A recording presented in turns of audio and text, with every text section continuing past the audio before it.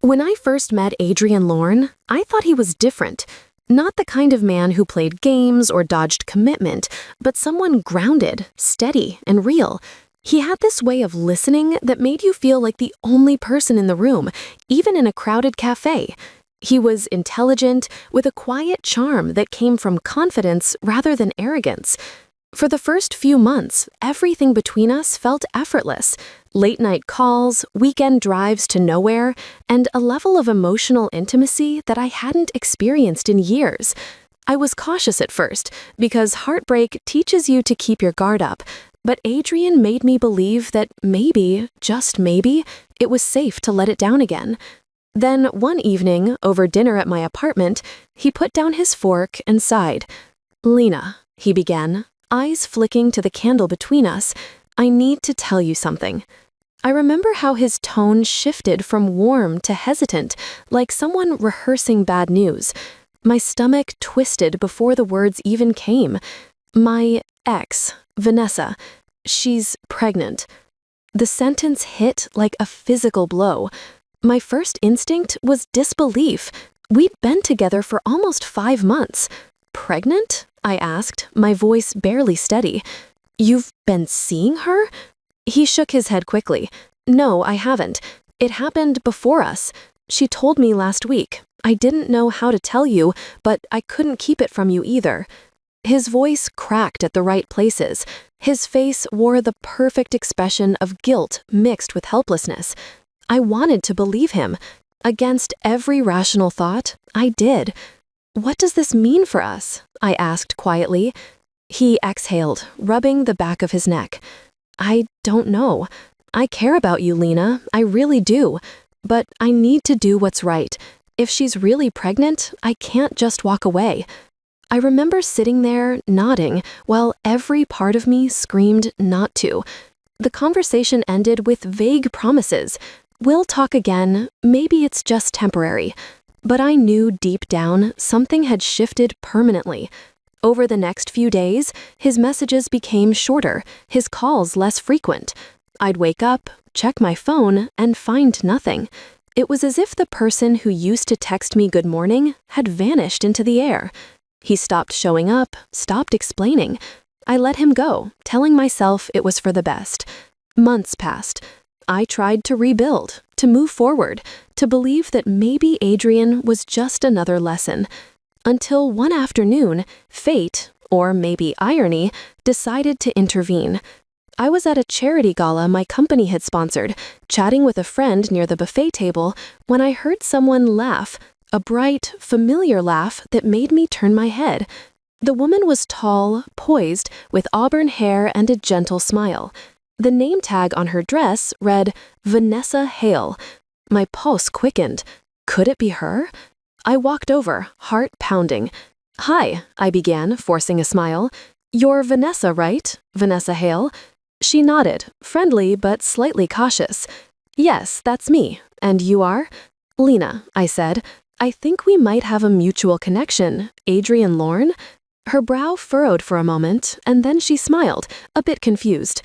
"Adrian? Oh, wow, I haven't talked to him in forever.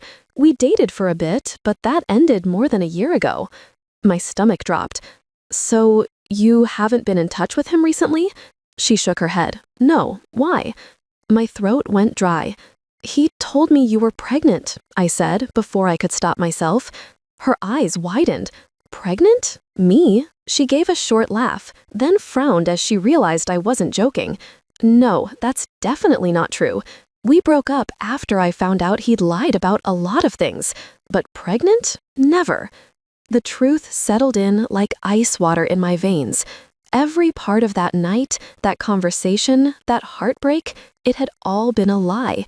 He had fabricated an entire story to end things, to make himself the martyr in a situation that never existed. I smiled tightly, thanked her, and excused myself. Inside, I was shaking, not from sadness this time, but fury, the kind that builds slowly, steady as fire catching oxygen. For days, I couldn't stop thinking about it. Why would he lie about something so cruel, so manipulative? I replayed every word, every moment. He'd looked at me with those soft eyes and said he didn't know what to do. Now I did. I wasn't going to let him walk away thinking he'd fooled me forever. I spent a week gathering myself, keeping calm, planning. Revenge wasn't my nature, but justice was. I found Vanessa on LinkedIn and sent her a message.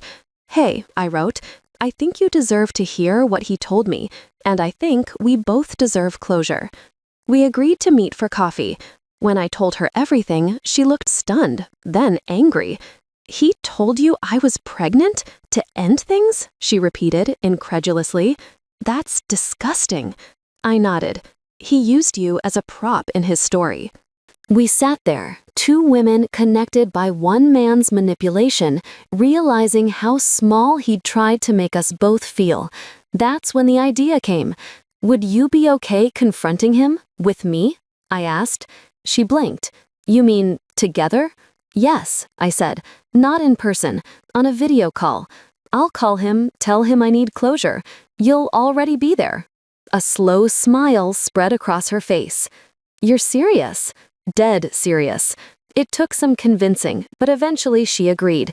The night of the call, I set my phone on the coffee table, angled the camera perfectly, and hit record, just in case. I called him on video, and after a few seconds, his familiar face appeared. "Lena," he said, smiling softly. "Wow, it's been a while." I kept my voice steady. "Yeah, it has. I just needed to clear the air. About what happened." He sighed dramatically. "I wish things could have been different. I just had to do the right thing for Vanessa and the baby."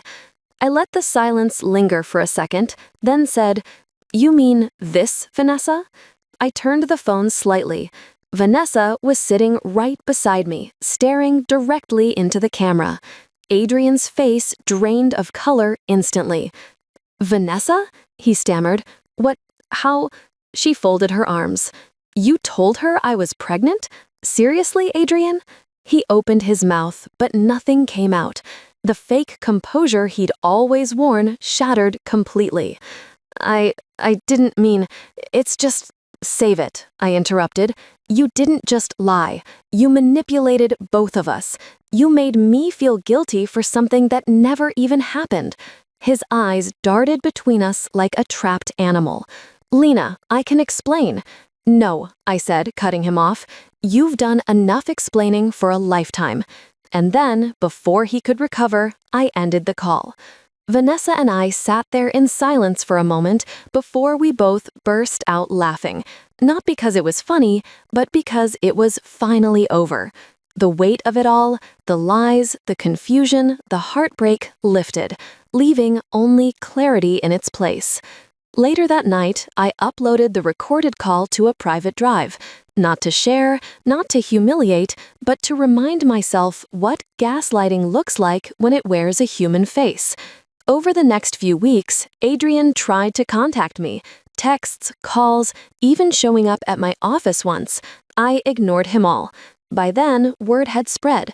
Vanessa had told her circle, and in the small business community we all moved in, reputations mattered.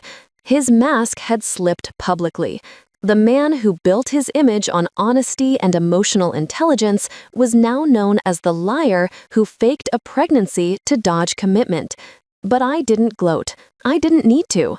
Watching his carefully curated world collapse under the weight of his own lies was satisfaction enough. The day I truly moved on was a quiet one. I was sitting on my balcony, sipping coffee, scrolling through job offers in another city. A new beginning was waiting, and for the first time in a long time, I didn't feel broken or small. I felt powerful, not because I'd gotten revenge, but because I'd reclaimed the truth he tried to twist. Trust, once lost, is hard to rebuild, but self-respect, once found, it never leaves. I sent one final message to Adrian before blocking him for good. "I forgive you, but I'll never forget." The next morning, I woke up lighter. No more lies, no more pretending. Just freedom. You've just stepped into her revenge side, where every wound finds its justice, and every silence ends with truth. If her story struck a chord, make sure to like, share, and subscribe. Your support keeps these stories alive. Another secret waits in the next video. See how her revenge begins.